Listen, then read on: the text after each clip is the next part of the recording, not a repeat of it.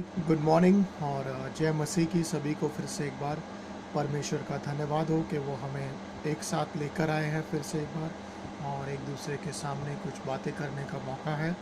और आज का जो हमारा वचन है, विषय है, वो है प्रार्थना के बारे में, क्योंकि हमारे प्रार्थना का समय है। आज गुरुवार का दिन है और हम मिलकर एक साथ होकर सब कलीसिया जो है ऑनलाइन पे या कह सकते हैं कि एक साथ मिलकर प्रार्थना करते हैं। तो प्रभु का धन्यवाद हो। और आज का ये विषय इसलिए भी खास है क्योंकि आज हम उन प्रार्थना के बारे में बात करेंगे जो यीशु मसीह हमारे लिए करते हैं। और आपको ये अ, मालूम होगा कि प्रभु जो है हमारे लिए प्रार्थना कर रहे हैं। परमेश्वर जो है, यीशु मसीह जो है, हमारे लिए प्रार्थना कर रहे हैं हर समय। ओके, तो आइए हम लोग यूहन्ना 17 की ओर चलते हैं। और बाइबल में आपके बारे में लिखा है, ये खास करके आपके विषय में लिखा है, तो इसके बारे में थोड़ा सा देखेंगे आज। ओके, और मैं आपको बताऊंगा कि कैसे। तो तो वचन 14 से हम देखते हैं, यूहन्ना 17 में वचन 14 से, कि मैंने उन्हें तुम्हारा वचन दिया है और ये जगत जो है उसने उनसे नफ़रत की है, ये दुनिया जो है उसने उनसे नफ़रत की है, क्योंकि वो इस दुनिया के नहीं है, जैसे कि मैं भी इस दुनिया का नहीं हूँ। मैं ये प्रार्थना नहीं करता कि आप उनको ले लो इस दुनिया से, पर ये प्रार्थना करता हूँ कि उसे दुष्ट से बचा के रखो।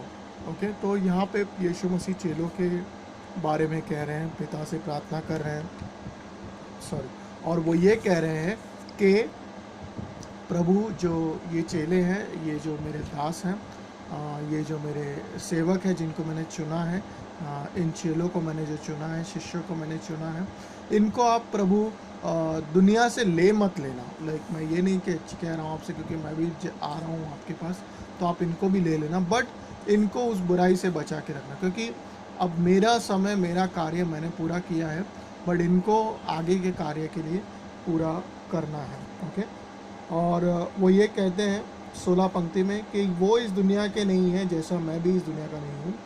उन्हें शुद्ध कीजिएगा, 17 पंक्ति में, अपने सत्य के द्वारा, और आपका वचन जो है वो सत्य है। जैसा आपने मुझे भेजा है वैसा ही मैं उन्हें भी भेजता हूँ। ओके, और वो इस दुनिया में जाते हैं और उनके कारण मैंने अपने आप को शुद्ध किया है, ताकि वो ये जान सके कि वो भी शुद्ध हो जाए आपके सत्य के द्वारा। ओके, तो परमेश्वर हमें सत्य और वचन के द्वारा भी शुद्ध करते हैं। ओके, ये एक अलग विषय है, इसके बारे में कभी बात करेंगे हम मौका लेके।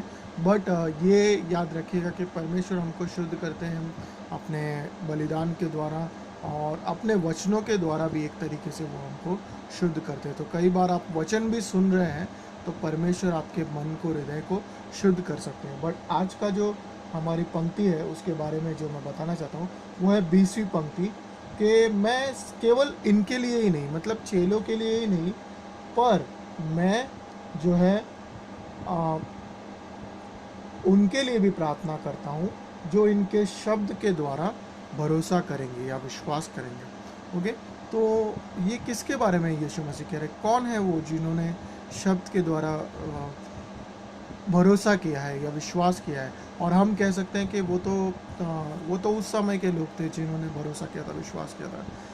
बट अगर हम बाइबल पे भरोसा करते हैं जो कि चेलों के द्वारा ही लिखी गई है, कई सारे परमेश्वर के चुने हुए लोगों के द्वारा ही लिखी गई है, तो यहाँ पे शब्द क्या लिखा है, यीशु मसीह ने क्या लिखा है, कि जो उनके वचन के द्वारा भी या जो उनके कहे के द्वारा भी विश्वास करेंगे, उनके लिए भी मैं प्रार्थना कर रहा हूँ। मतलब अगर आप और मैं, अगर हमने इन वचनों के द्वारा यीशु मसीह पे, शब्द के द्वारा परमेश्वर पे भरोसा किया है, तो वो हमारे लिए क्या कर रहे हैं? उस समय उन्होंने हमारे लिए पहले से ही प्रार्थना की है, उन्होंने पहले ही हमारे लिए प्रार्थना की हुई है।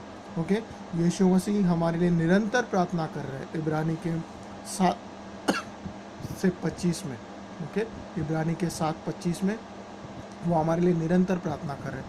रोमियो के 8:34 में वो पिता के दाहिने हाथ पे बैठे हैं और हमारे लिए प्रार्थना कर रहे हैं। और प्रार्थना जो है वो ये हमें प्रोत्साहित करना चाहिए, ये बातें हमें प्रोत्साहित करनी चाहिए कि यीशु मसीह हमारे लिए प्रार्थना करते हैं, तो हमें कितनी आवश्यकता है प्रार्थना के साथ जीने की या प्रार्थना में रहने की। ओके, तो आज भी इस क्षण भी प्रभु जो है हम सब के लिए प्रार्थना कर रहे हैं। हम जैसी भी परिस्थिति से गुजर रहे हैं, प्रभु हमेशा हमारे लिए प्रार्थना करते हैं। ओके, और इफिसियों के 6:18 में प्रार्थना के बारे में लिखा है कि प्रार्थना केवल हमारा एक ज़रिया नहीं है, बट वो एक हमारा हथियार है, एक वो कवच है जिसको, या वो हथियार है जिसको हम पहनते हैं जब हम युद्ध के लिए जाते हैं। ओके, तो इसी बात को ध्यान में रखते हुए प्रभु की प्रार्थना में लगेंगे, प्रभु से मांगते रहेंगे और विश्वास करते रहेंगे। आमेन।